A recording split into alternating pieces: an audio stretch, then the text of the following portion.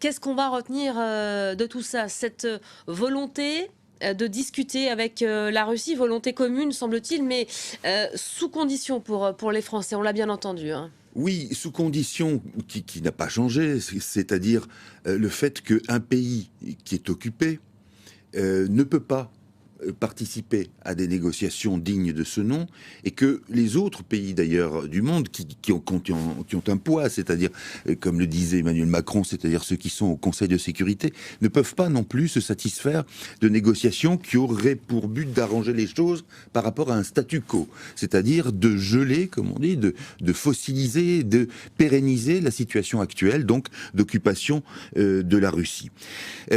Deux choses qui me paraissent importantes. D'abord, Xi Jinping, le président chinois, dans sa prise de parole, a effectivement mentionné un certain nombre de choses importantes, dont par exemple le renoncement au nucléaire et aussi la vigilance vis-à-vis des combats lorsqu'ils touchent des installations civiles. Et on pense à Zaporizhzhia, bien sûr.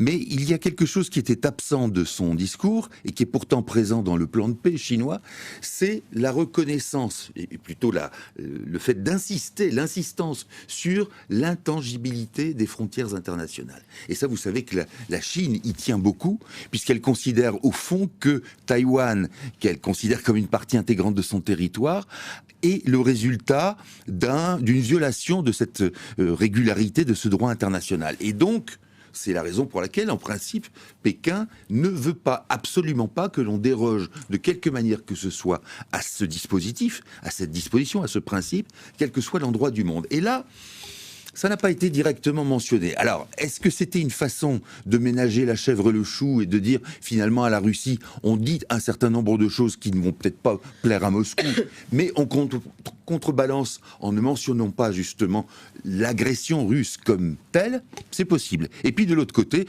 vous avez un Emmanuel Macron qui, lui, a joué la carte, il a essayé de capter, en quelque sorte, Xi Jinping, en lui disant, tout ce que vous avez dit, c'est très bien. Mais pour que ça se réalise, il ne faut pas qu'on soit dans un climat de désordre, dans un climat de chaos.